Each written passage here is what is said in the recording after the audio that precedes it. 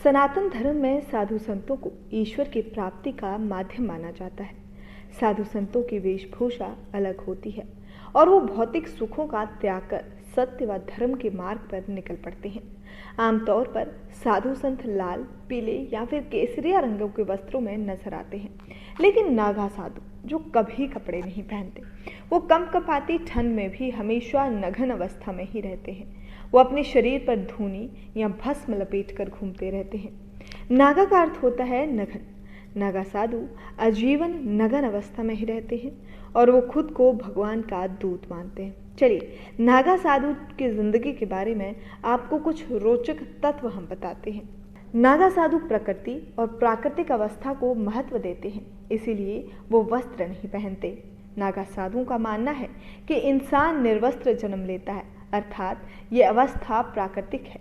इसी भावना का आत्मसात करते हुए नागा साधु हमेशा निर्वस्त्र रहते हैं।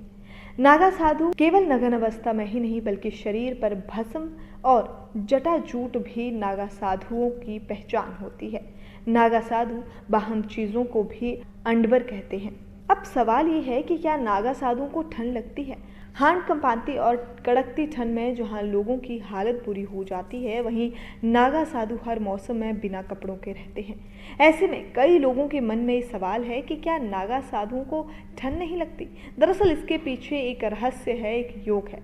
नागा साधु 3 प्रकार के योग करते हैं जो ठंड से निपटने में उनके लिए काफ़ी ज़्यादा मददगार साबित होते हैं। वो अपने विचारों और खान पान पर संयम रखते हैं।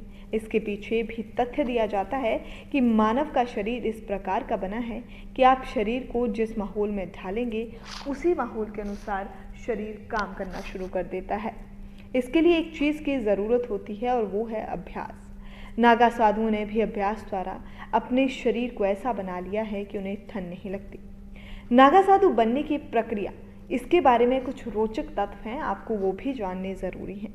नागा साधु बनने की प्रक्रिया में 12 साल लग जाते हैं, जिसमें 6 साल को महत्वपूर्ण माना जाता है।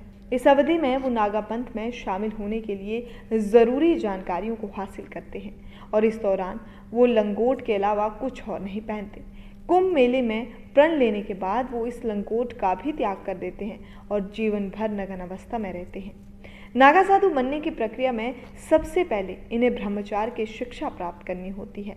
इसमें सफल होने के बाद उन्हें महापुरुष दीक्षा दी जाती है और फिर यज्ञोपवीत होती है। इसके बाद वो अपने परिवार और स्वयं अपना पिंडदान करते हैं। इस प्रक्रिया को विभाजन कहा जाता है। यही कारण है कि नागा साधुओं के लिए सांसारिक परिवार का महत्व नहीं है, ये समुदाय को ही अपना परिवार मानते हैं। नागा साधुओं का कोई विशेष स्थान या मकान भी नहीं होता, ये कुटिया बनाकर अपना जीवन व्यतीत करते हैं।